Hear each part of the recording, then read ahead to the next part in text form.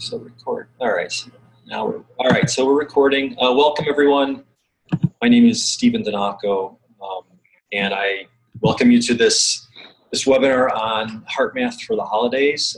I'm a professional counselor. I'm author of a book called The Self-Aware Lover, and I'm also a certified HeartMath practitioner. So to start, because this is the holiday season and it's a time when we all are prone to feel stressed, I thought this was an appropriate topic to offer to the Core Thrive community, and my hope and my goal for the end of this, by the time we get to the end of the program today, is that you will have tools or some tools that you could use very effectively to help bring your nervous system into balance and feel calm and be able to actually affect that for yourself in a powerful way. So I thought we'd start with an opening affirmation. So what I'd ask you to do is just become comfortable where you're sitting. If you feel comfortable doing so, close your eyes and just take a couple of deep breaths. And if you want to keep your eyes open, you could follow along with the text, which I'll bring up there in a moment, but you don't have to. I simply just invite you to relax, take in some deep breaths, allow the tension in your body to become relaxed, and just breathe into those parts of yourself. And I'll recite the affirmation. Omnipotent love, in these moments, remind me of your presence, generosity, and compassion. Give us the wisdom and courage to live gracefully with ourselves, others, and the world wonderfully made. All right. And when you feel led, you can open your eyes and just be here now. So just really quick, give you a little bit about me. In the work that I do in my counseling work, I help people answer the questions, what is the meaning of life and how do I best live mine? So that's one of my philosophies. And then beyond that, I had worked in corporate America for 20 years, so I definitely am well versed in the impact of stress on people's lives, including my own.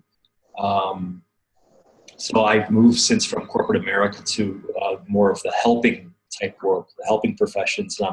And I feel really fulfilled and grateful to be doing that and helping people to just meet challenges in their lives and to help transcend them.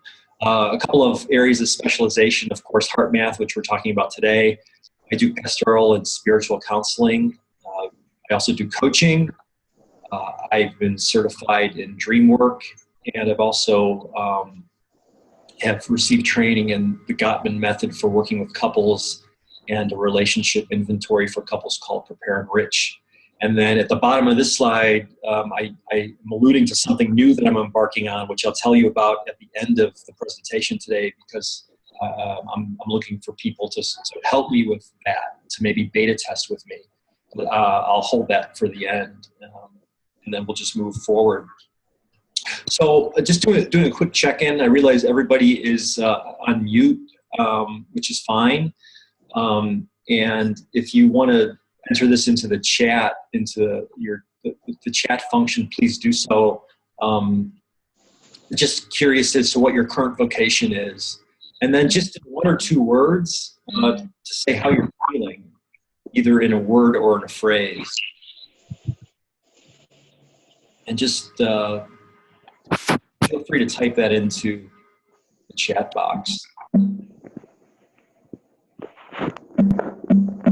And this is really just more for helping your own awareness.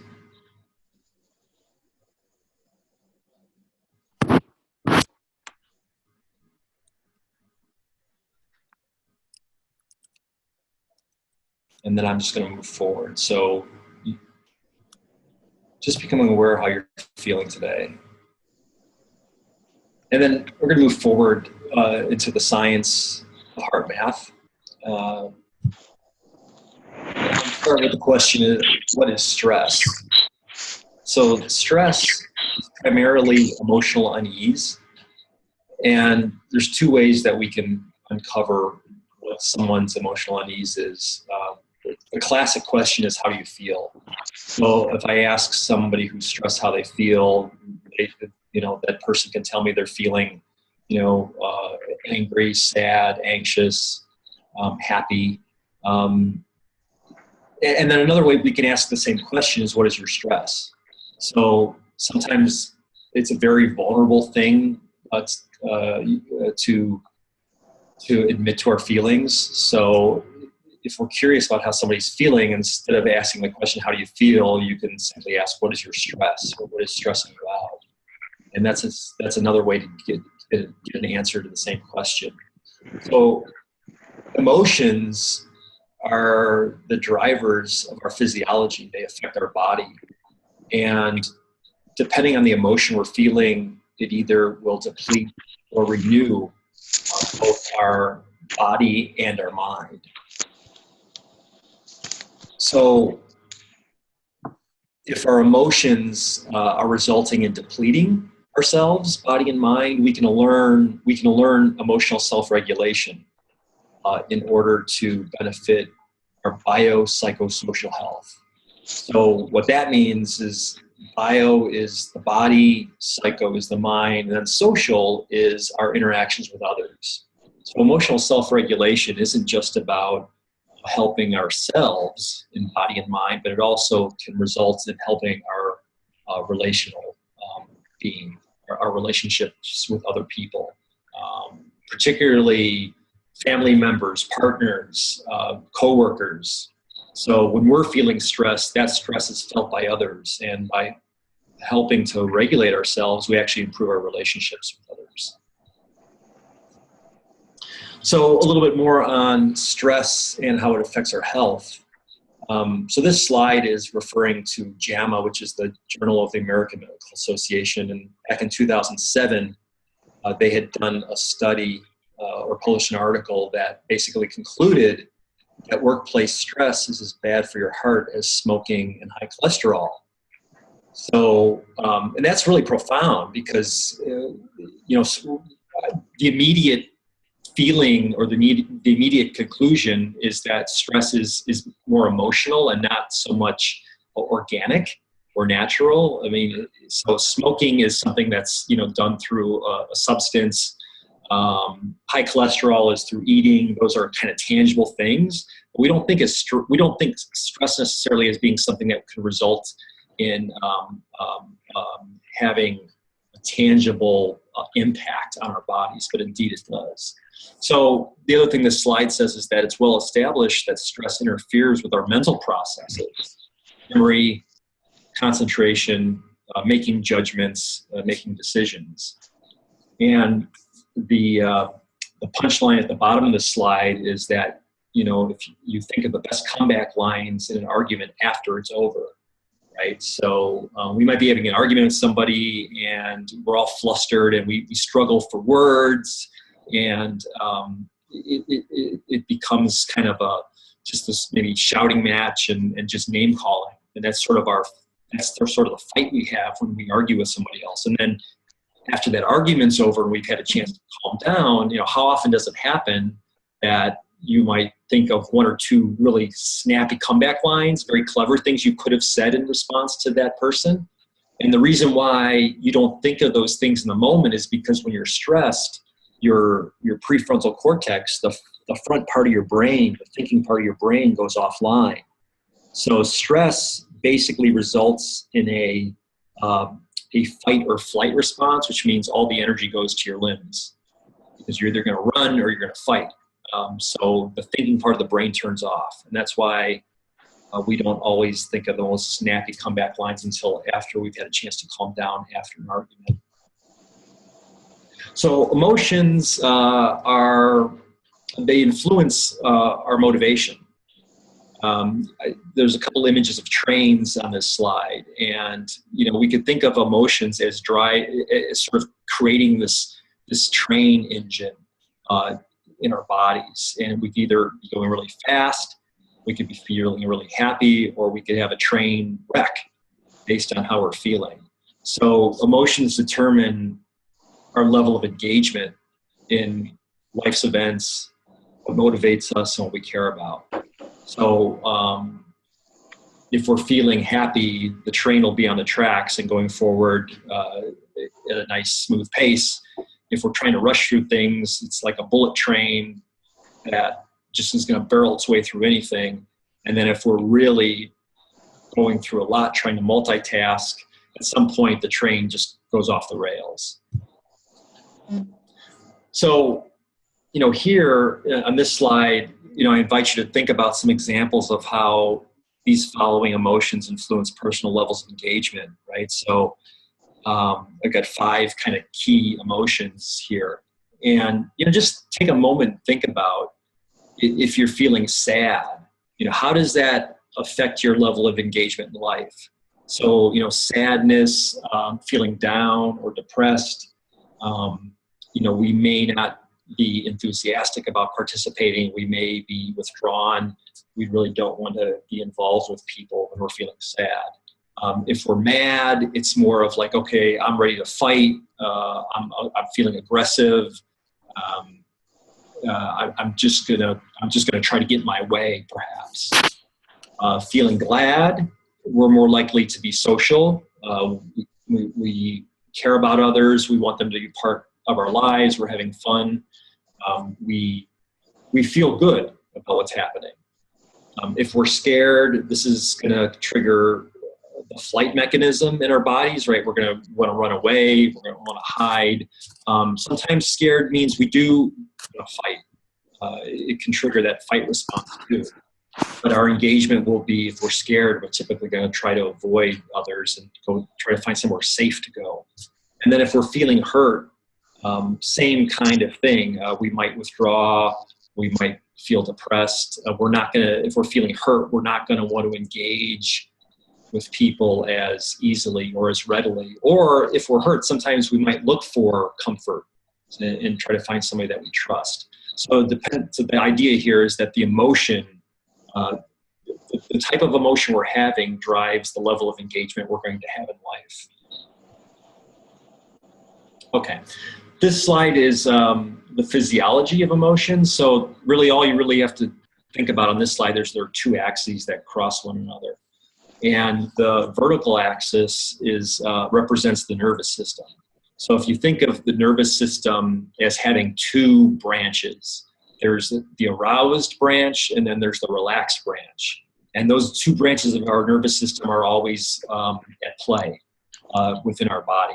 So on this slide, if you look at the top, the aroused part of the nervous system is called the sympathetic nervous system. And then at the bottom, the relaxed part of the nervous system is called the parasympathetic. So para means below. So it's below arousal. So we have aroused and relaxed states, and then the horizontal axis represents our level of performance through the release of hormones. So on the left side of the chart or the slide, negative emotions tend to result in the production of cortisol in the body, which depletes the body. And then on the right side of the slide represents higher performance. And higher performance is enabled by positive emotions, and then DHEA is the hormone that gets generated in the body when we're feeling more positive. So then if you look at this slide and you think of it as 4 quadrants, right? So if I'm feeling highly aroused, very negative, what are the feelings that go around with it? What kind of feelings might I be having if I'm highly aroused, feeling negative? And anger and anxiety are 2 of those emotions among others, right? So I'm feeling really charged up, but the emotions are very negative. Anger and anxiety are 2 of the things that I might be feeling. And then if I'm feeling negative, but my energy is low, or I feel in a more down state, the emotions there are apathy or sadness, for example. So the left-hand side of this slide, we're looking at depleting emotions, right? So whether they're positive whether they're aroused or relaxed, if they're negative emotions, they are going to deplete. And then with anger, anxiety, apathy, or sadness, more cortisol will tend to be produced by the body. On the other side of the slide, if we're feeling aroused, nervous system arousal, and the emotions are very positive, we might be feeling happy and excited. So DHEA is being produced in the body. We actually feel renewed when we're having positive emotions. And then if we're feeling positive, we can feel low arousal. So positive doesn't always mean high arousal. It can mean low arousal. And if we're feeling more relaxed, we might then feel content or serene. Okay, and then the other things I've added to this slide is that if we're in a state of low performance for too long, over time, what happens is we tend to feel more resentment and frustration. But if negative emotions are something that we're consistently feeling. And then on the other side, if we tend to feel more positive emotions more consistently, we tend to then have more love and appreciation for ourselves and for others. This slide is just an illustration of the autonomic nervous system. And I won't go into this in really a lot of detail, but really what this shows is the sympathetic nervous system, which is the aroused part of the nervous system, versus the parasympathetic. So what happens is when we're feeling more aroused, the nervous system will basically take all of the energy and it tends to generate it towards the limbs.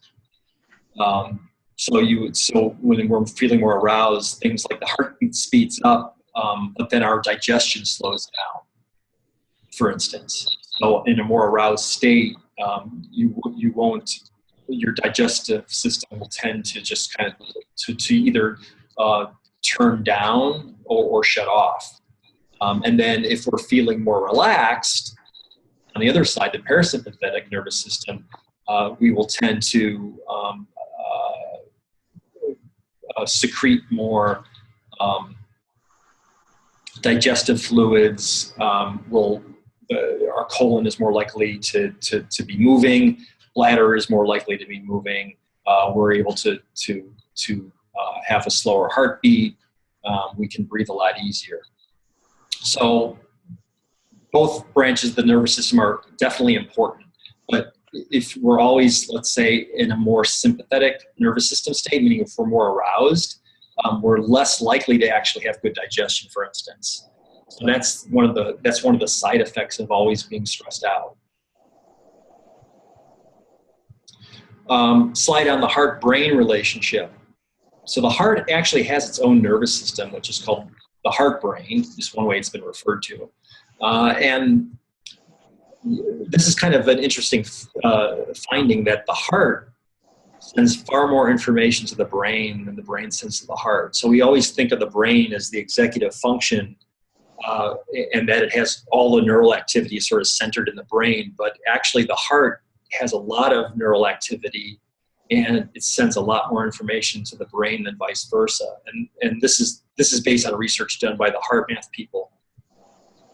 So in particular, the heart will signal the parts of the brain that are involved in strategic thinking, reaction times, and self-regulation. So if I go back to a couple slides back when I talked about the argument, so if we're in the middle of an argument and our heart is basically beating really fast and it is in the middle of this very aroused state, it's going to send signals to the brain that, be ready to fight or flight, and turn the thinking center of the brain off.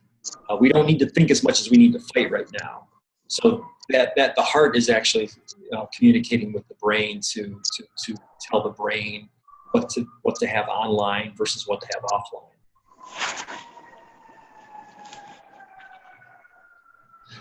So this is also another very powerful slide that on the left side says the heart is more powerful than the brain.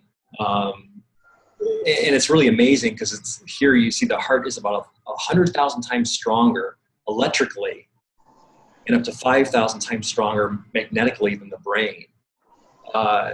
so this illustration on the left-hand side of the slide shows essentially this magnetic and electrical field coming from the heart, and it's not just contained in the body.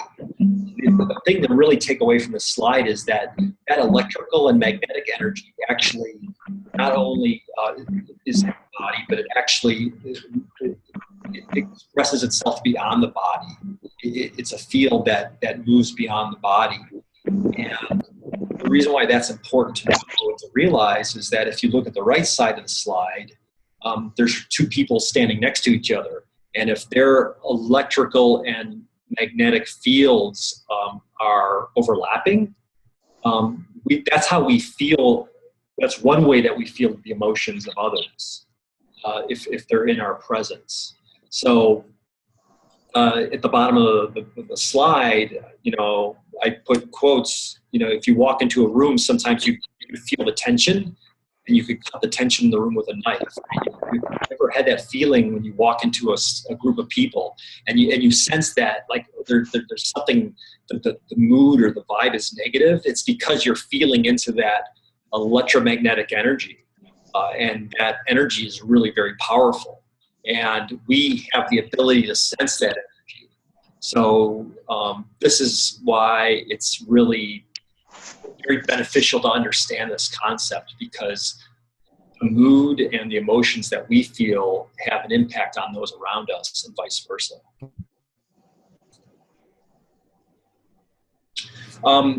This slide talks about a thing called heart rate variability. I won't get too much into the science of this in any specificity, other than to say that our heart rate,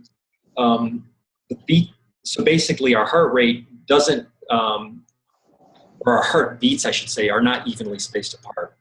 So, when we say like someone's heartbeat is 60 beats per minute, those beats are not evenly spaced. The amount of time between the beats changes. And that shifts based on whether we are feeling aroused or relaxed. So all I really want you to take from this slide is that the variability of our heart rate is something that can be very smooth or it can be very choppy. And when it's very smooth, it actually means that we are in a very powerful state of self-soothing. So if I were to ask you to sit for a moment and just simply take some deep breaths in and out, as you would breathe in a relaxed state, your heart rate kind of goes up. And then as you breathe out, the heart rate goes down. And what happens is you have this nice sine wave of heart rate variability going up very gently and then back down very gently. And that's a state called coherence. So there's not a whole much more I can say about it without giving you a lot of other slides, which I don't intend to do. But the main thing to know is that if what HeartMath does is it helps train us to have a nice smooth rate in our heart variability. And I'm going to get more into some of those exercises in a little bit. The only thing I want you to take away from this next slide is that heart rate variability, or that rhythm, in a state of frustration looks very choppy, right? So, the amount of time between heartbeats gets it's extremely variable, and our body is said to be incoherent. Like our brain, our nervous system, our heart rate, and our breathing are not in sync. And that results in physical depletion. In contrast, if we feel like happy, or if we're in a state of love or appreciation, that heart rate variability smooths out, and our nervous system, our breathing, and our heart are all what's called coherence. So when we're in a coherent state, we feel more energetic because our systems aren't really fighting each other. Brain, heart, breathing are all kind of working together as one. If we're feeling more afflictive and frustration, they're sort of fighting each other.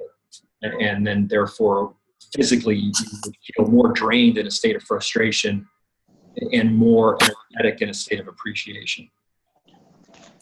And again, I'm going through these concepts kind of quickly, but I just want to just help you to understand that emotions have a direct impact on the amount of energy we feel in the body. That's really the main takeaway here.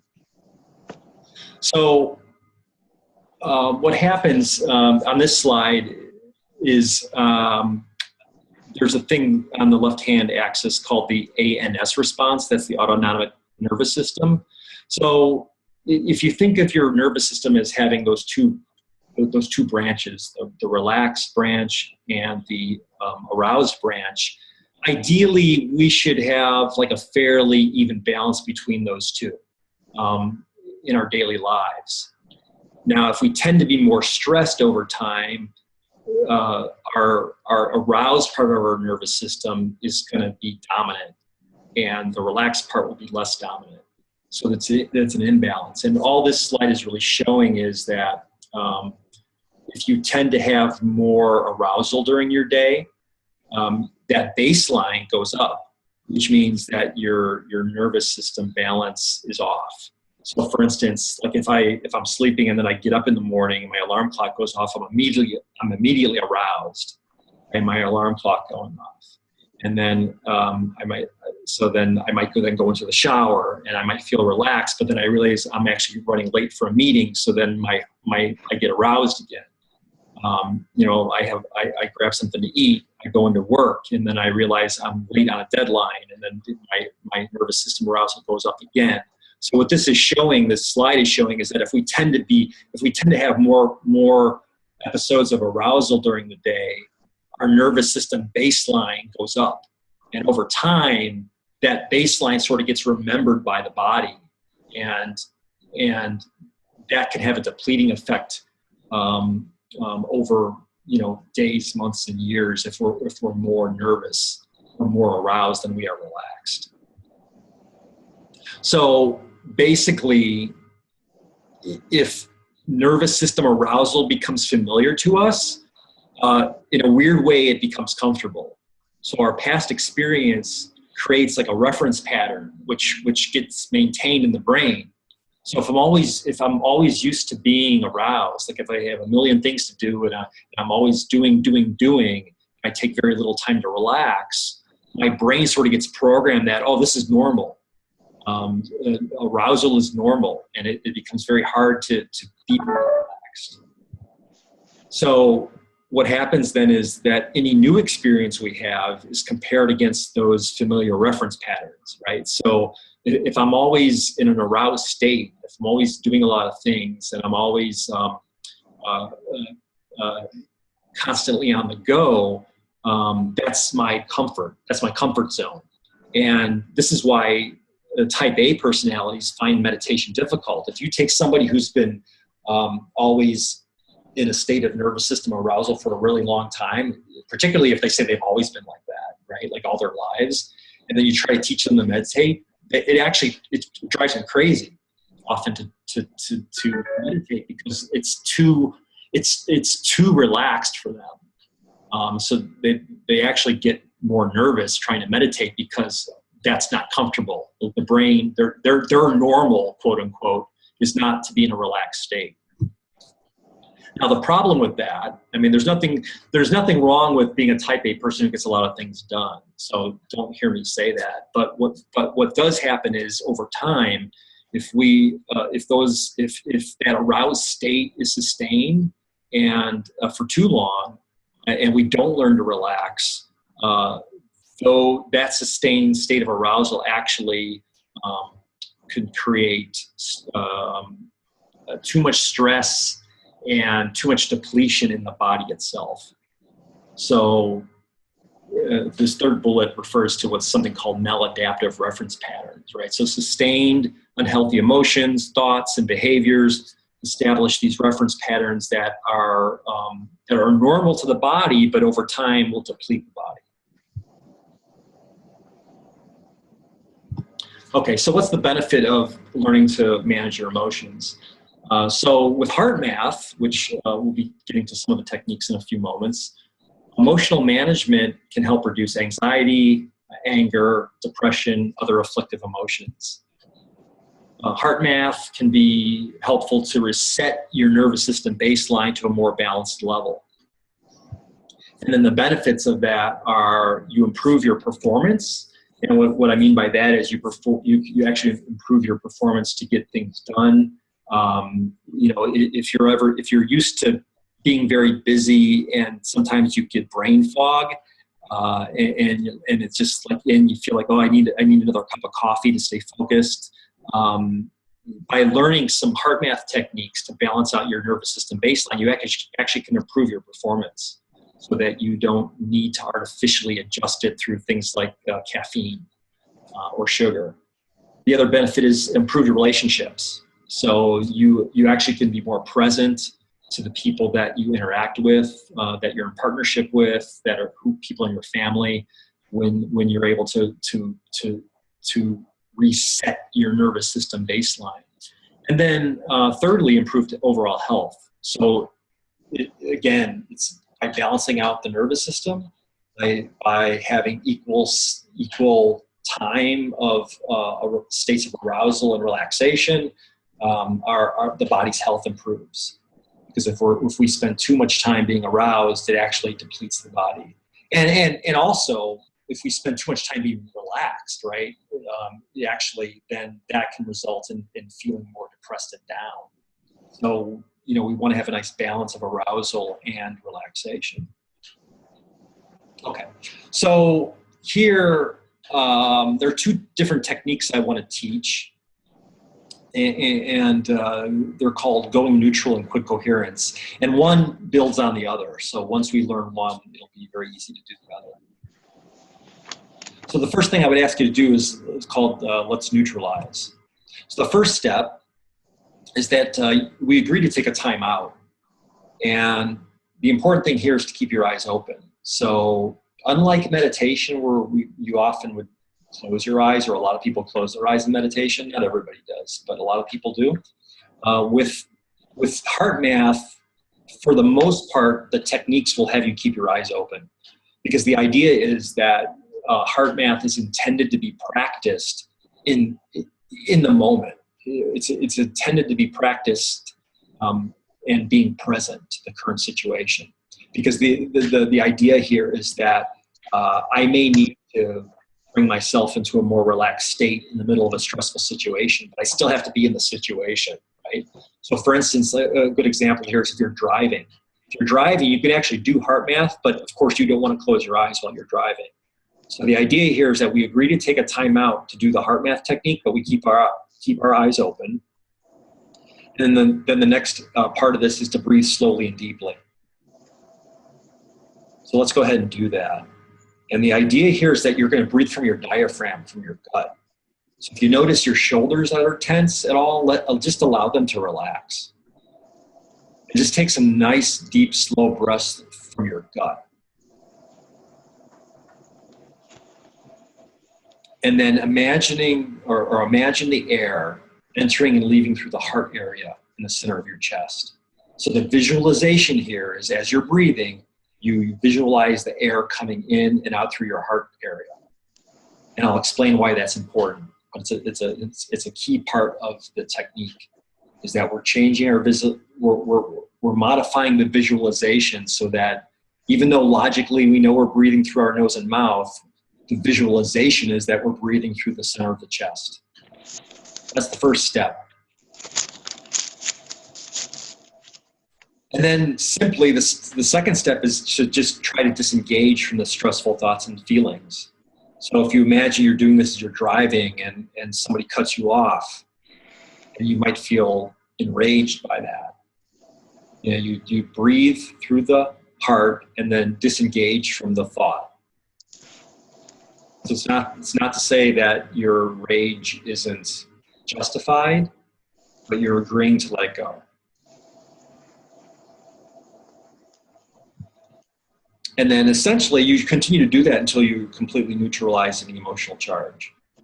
So in the example of driving and somebody cuts you off, you can go into a simple heart breathing technique that basically allows you to settle down from that episode and not get into the fight mechanism, right? So this is why road rage is so dangerous, is because people do not regulate their emotions, and you know, the instinct for more serious, for people who have a lot more trouble managing emotions. You know, there's these episodes where there's violence on the road, for instance, right? I mean, we hear these stories about people cutting somebody off, and then it turns into a real an attack, quite literally. So it doesn't happen for most of us, but there still is that element of you know, being in a situation where somebody really gets our goat, and then how do we bring ourselves down from it? And this is one way to do it. This might also be useful, like if you're at work, you know, and a coworker irritates you in some way, or if like your boss criticizes you, and rather than get into an argument or a shouting match or just to stew over it, right? I mean, how many of us sort of kind of have to suck it up? Go into this neutralization technique where you visualize yourself breathing through the center of your chest, and you disengage from the stressful thought and feeling. So that's the going neutral technique. All right, so going neutral stops the negative impact of stress on your body and mind. It eliminates the energy drain. So this is the important thing. Not only does it bring you into a calmer state, but it eliminates any drain of energy that you might feel or that might result from being in that highly stressed emotional state.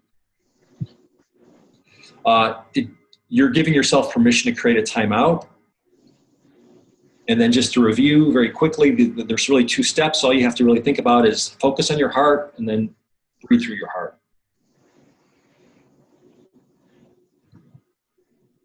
Okay. So then the next thing to add on to this, so now you know the basic HeartMath technique. Basically, once you know going neutral, you can learn the other HeartMath techniques pretty easily. So we're going to move on to the quick coherence technique. But before we do that, the idea here is that we're going to evoke a positive feeling. So what I'd ask you to do is just take a moment and then recall a time when you felt really good.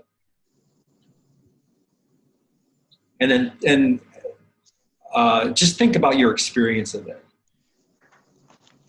So it could be, this could be anything that occurred at any time in your life. It could have been something that occurred when you were a kid, and maybe you had like a really magical Christmas one year.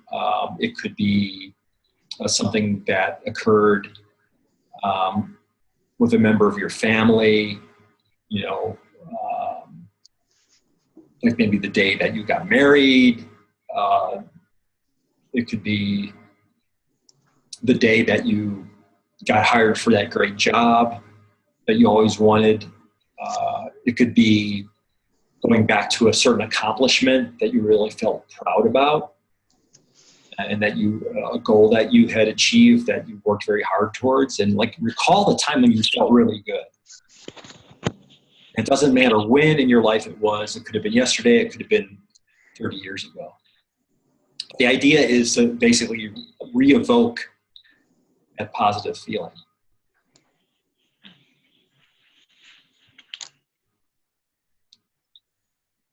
Okay. And then here, so what we're going to do is essentially the same thing we did before. So you're focusing the attention on the area around the heart. So it's really just breathing deeply, visualizing the air coming in and out of your heart. And then all we're going to add to that is activating the positive feeling. Right? So go back to that moment that I asked you to recall. Like, did you feel good? Did you feel loving? Did you feel appreciative? Did you feel caring? So whatever the feeling was, you're trying to re-experience it as you do the heart breathing. So I'll give you a few moments just to do that right now. focusing on the heart, breathing through the heart, and then activating a positive feeling.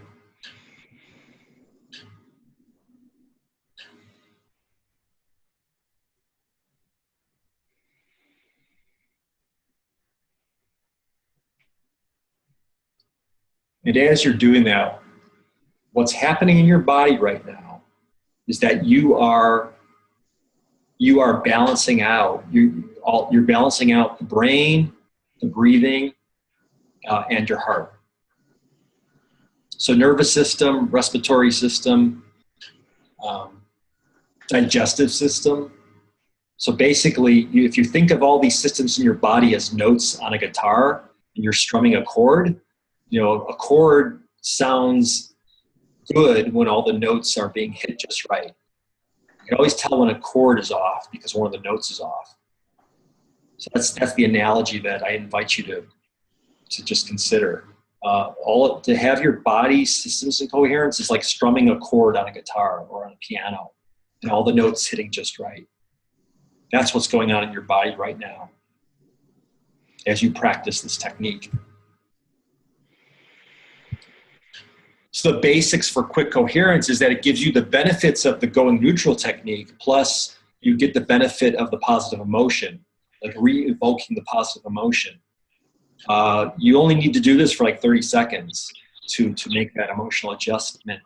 And then because your systems are all in coherence, your brain, your breathing, your digestive system, because everything's coming into coherence, you're actually getting an energy boost from that. And then the quick steps for going into coherence are to focus on the heart, to breathe through the heart, and then to evoke the feeling. So heart focus, heart breathing, heart feeling. Okay, so the only difference is that we added the feeling. So if you simply just need to neutralize in the moment very quickly, and you can neutralize in like 10 seconds. If you neutralize, it's just heart focus and heart breathing. If you want to then go a little bit deeper and bring your body systems into coherence and feel a little bit more energy, then you evoke the feeling.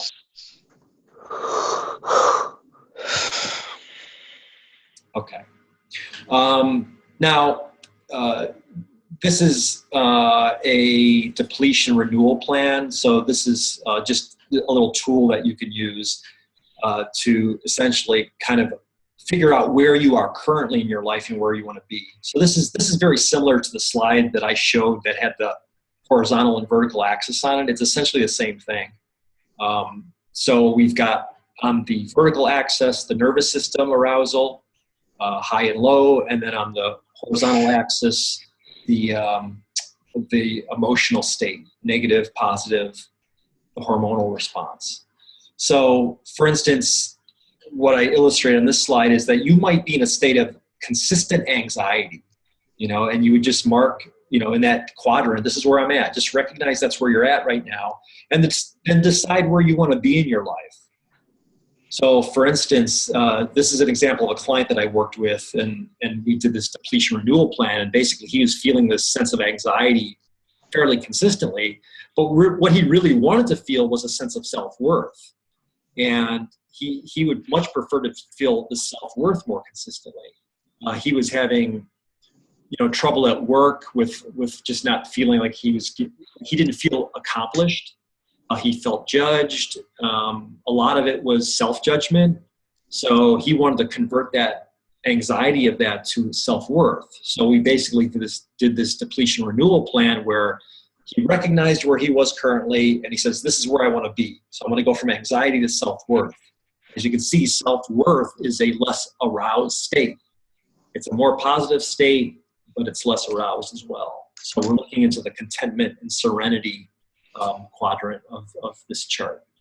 So basically map out, at the bottom of the slide, it says map out where you are and then aim for where you want to be. And then you can use HeartMath to actually get there. Okay, so with that, I realize I went through this really fast, but we only have an hour today, so I just wanted to stop it there and then invite any questions. So Kathy, if you'd open it back up, I'm happy to entertain questions. Okay, I'm going to go ahead and, let's see, I believe I've unmuted everybody. So you can either type your question if you're more comfortable doing it that way, or just, we've got a decent enough sized group. I think we could probably just chime in. I could call names or mute yourself if you're not comfortable being unmuted. That's okay too. I do appreciate everybody stopping in today.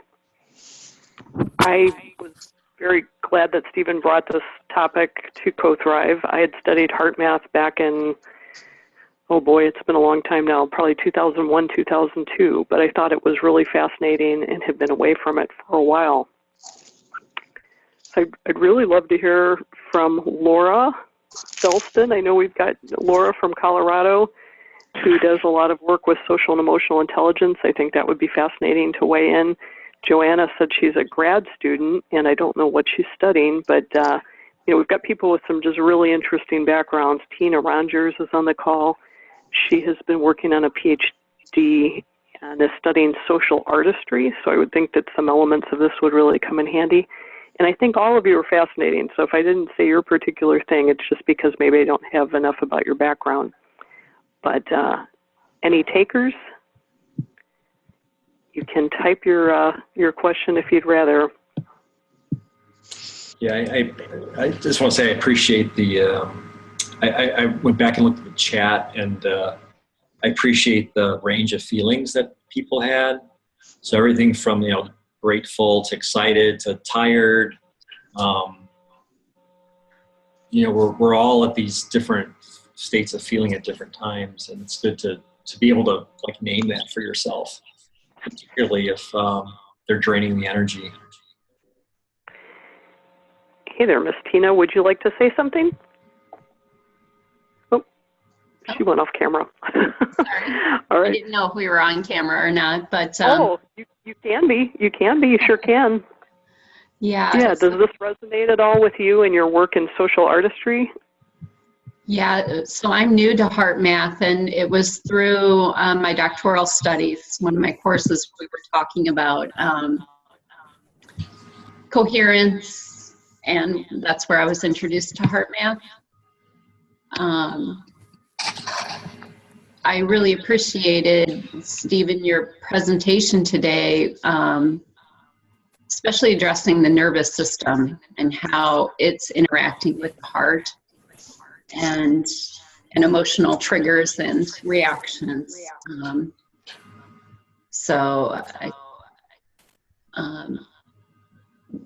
That just gave me a deeper understanding, even though it was a quick introduction, but just as somebody who is looking for ways to benefit from new tools to manage stress and reactions to stressors. After losing my parents a few years ago, I've noticed that my baseline has changed. So where things used to not affect me as much, my threshold is different now. Sure. So the idea of some simple techniques to integrate into daily practice is appreciated. Yeah, you're welcome. And that's great insight to be aware of where you feel your baseline is at. I think it's really important, because then it's like, oh, okay, you can say, I want to go from where I'm at to a more healthy, more energetic state. And it's hard to name that for yourself if we don't know where we're at. Like we might have a feeling things are off, but we're not quite sure where they're off. But I appreciate that you brought your own personal experience of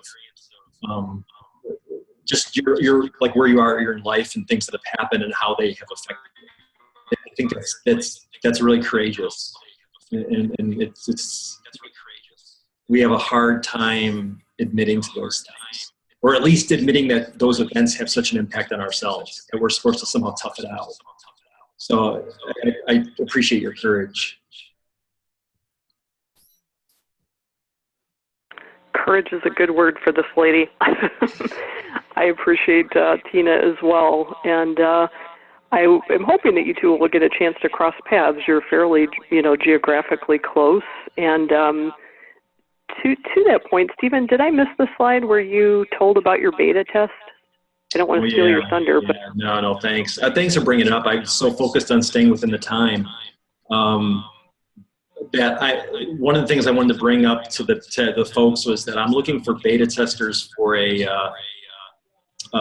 new aspect of my practice, which is focused on actually unlocking the power of the heart to benefit all aspects of our lives, whether they're vocational, emotional, relational, and also to benefit the world at large. So it's sort of like HeartMath plus. I'm not calling it that officially, but it's a focus on using the untapped power of the heart that I believe that we've consciously locked away and use it in a very productive way in our lives. So I'm doing a couple of beta test workshops in Chicago and in Valparaiso. So if you're interested in that, I invite you to get in touch with me. Those will probably be in mid-January. I'm looking for a couple more people who are interested in beta testing that with me. So thanks, Kathy, for bringing it up. I've got my hand up. I'm interested. Yeah. I definitely would enjoy that. Yeah, good.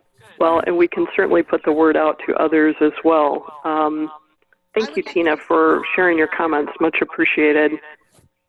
And Doka, you're being awfully quiet. I'd be curious what you're thinking about as well, if this would even be a good event that you might consider for your barn Sante. I'm sure I butchered the pronunciation again. There's Doka from LaPorte. Hi, can you hear me? Yes. We can. Okay. I'd like to thank you very much for this and for inviting me to this webinar, or however you want to call it. I've been doing workshops around, I'm inviting for now just women to my training center, and the first one was a couple of weeks ago, and I actually talked about most of what you just talked about, the nervous system, influence of breathing on our brain and all that. And I teach people the cardiac coherence system by Serban Schreiber. He's a Frenchman, I think. And he does normally we breathe between 8 to 12 breaths in out per minute, and he makes us do like 6 in outs per minute.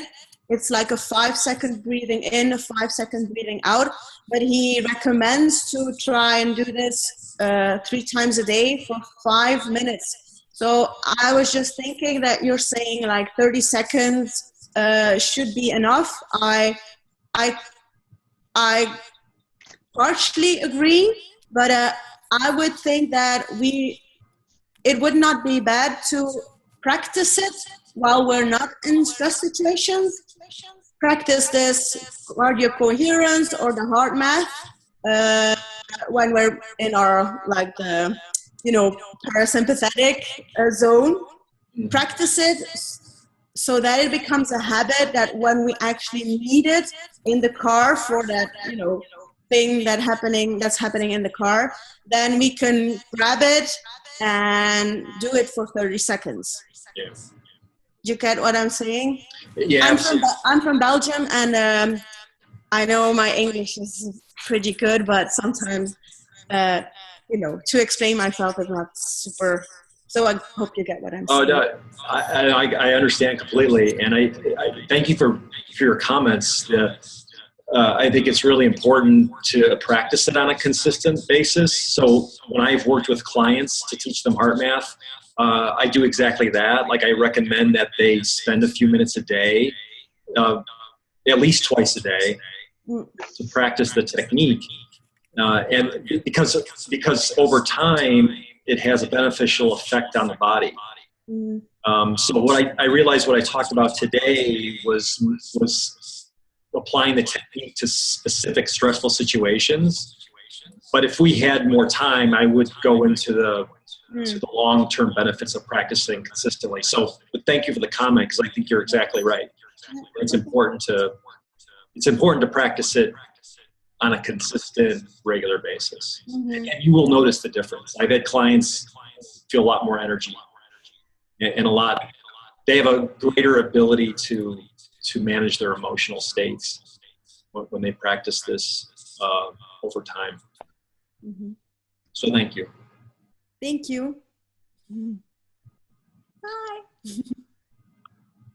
Thank you, Doka. We appreciate that. Appreciate your comments. And I feel bad I didn't put my webcam up. I just didn't think it through. I didn't sign on with a computer that has a webcam. But really appreciate your comments. And again, I just so enjoy it when members of the Co-Thrive community get to, talk to one another on platforms like this. And I hope that you'll get a chance to continue outside of it. If you're not yet a member of the Co-Thrive community, but you kind of like the idea of these conversations, I invite you to check out our website. You can go to cothrive.org/free to try it free for 30 days. And just, I think trying it on to see what value you might get from it is the best way I can explain it. Because kind of like that old TJ Maxx commercial, it's never ever the same place twice. Our events are never the same place twice, because it totally depends on what members bring and that they want to talk about in these presentations and who shows up. But it's always enriching. It's always optimistic. It always really focuses on, I think, our highest and best selves and, bringing other people to that realization of themselves. And I'd say that's the one commonality that I would characterize all of you to have within the community. So I thank all our members, and I especially thank Stephen today for this gift, which is very, very timely coming into the holiday in what can be, a season of stress if we don't choose to go otherwise. And I'm sorry, I see that we saw a hand up here, and I had not seen that before. Is that Elaine? Elaine, feel free to just speak up. Yeah, I'm here. Can you hear me? Great. Well, we can hear you. Go ahead. Okay. I wanted to say thank you very much for the invitation. And I have been following HeartMath. It's one of my favorite likes on Facebook. Elaine, I hate to interrupt, but I'm having a little bit of a hard time hearing you. Is there a way you could possibly speak a little bit more directly into your phone? Oh, yeah. How's this? Is that better? A little bit. It's just somewhat quiet, at least for me. Okay. 1 second. Let me check something. We can hear you. It's just kind of muffled. Okay. It may be a little bit of the connection where I'm at.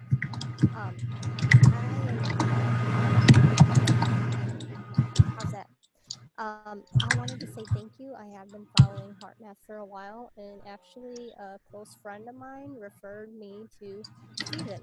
And then I realized this after I saw today's, it just kind of was like, oh, I put that together. And I have been looking at the HeartMath. I'm so sorry, Elaine. I cannot hear you like hardly at all beyond a whisper. Am I the only one having a problem, or can you guys hear okay? It's quiet. I can hear her. I can hear her enough to hear the question. Yeah. Okay. Well, that's good. I heard you say thank you for Stephen, and that you had been studying math for some time, and I think you were referred to Stephen, and then I didn't catch anything after that. So, Stephen, if you heard the question, maybe you could take it and try to take it from there. Yeah, I know you were still finishing the question. I'm sorry. No, that's okay. Yeah. And okay, I'm going to go ahead and mute myself so maybe you can hear it better. Okay. Sorry about that. I'm using the Zoom app on the iPhone. I don't have an external mic or headphone right now, so you may not be hearing the best quality. I had to take my call on the go today, and I was just I'm looking into the HeartMath certified for a while, because it was something that I had thought about the coherence, because I'm a Qigong student. And so I got a referral from a friend who used the new technology, the M-Wave, and somebody asked a question, Laura perhaps, what's the new technology? And it's called M-Wave. Yeah, right. So I wanted to make a note that if you go to the Facebook page, they are offering specials on the new technology for the holiday season. And I was really curious about how some of that works. That's not something that I could purchase outright, but is it a monitoring device that you need to use? And if you don't, can I go to somebody like you who has that device and can work with me? Sure. So the question was about the HeartMath technology. There's a device called the M-Wave. There's also an app for the iPhone as well. The HeartMath does sell those things through its own website. They're also available on Amazon sells them, which you can typically get a little bit better deal sometimes on Amazon. It just depends. But HeartMath does offer sales, like particularly this time of year. And then I know part of your question was, could you work with a practitioner who has the technology? And absolutely, yes, you can. So, for instance, I've worked with clients using the technology, and I have the monitor, I have the M-Wave, I have the desktop application. I've worked with clients who they don't need to buy it for themselves, but I can work with them using the technology, show them their progress over time. And then the idea is that you don't really need the technology in the long run. It's not, so what I would say is you don't want to rely on the technology. It's about learning the techniques and then just integrating them into your life. The technology is certainly helpful, and it's great to track your progress. And I recommend it for people, particularly if you're tech savvy and you like gadgets. They're really fun. Just the main thing is not to rely on the technology as your sole way to practice the techniques, because the idea is to integrate it into your daily life. So I hope that answers your question. And I know we are unfortunately kind of running a little bit past time, but there were a few comments, and I'm sorry I did not get to it when Laura was still on the call, but she thanked Stephen for his very good presentation and mentioned that she had been a certified HeartMath practitioner quite a few years ago, and she had mentioned that coherence software, which is what I think Elaine was referring to. And she said that they could see the results on the screen. It helped them get into the zone. And she was asking about the latest technology, which Stephen, thanks for answering that in the chat as well. Let's see. And then also Joanna, who I think is still with us, if she'd like to join in with her voice, that's great. But she also thanked Stephen for his great presentation. And she said she's a graduate student at the Institute of Pastoral Studies at Loyola University in Chicago, which I believe that's your alma mater too, is it not, Stephen? It is, yes. Okay, cool. And she's seeking her degree in pastoral counseling. HeartMath is something new for her. She said she appreciates the simplicity of the explanation of the steps and alternative for the mediation-resistant persons. Working with youth seems like a great tool. So I'm glad it seems like a lot of people took something away from this. And again, I hope that we can continue the discussion either in person or via the interwebs. So happy holidays, everybody. Merry Christmas, happy Hanukkah, happy Kwanzaa, everything that you may be celebrating. Just really value your being here today. Okay, so we have to end with that, but thank you so much, and go forth and do great things. Do them serenely, though. Okay, and with a lot of heart. Take that heart energy out in the world and share it. Bye-bye, everybody. Thank you. Bye. Thank you. Bye. Bye.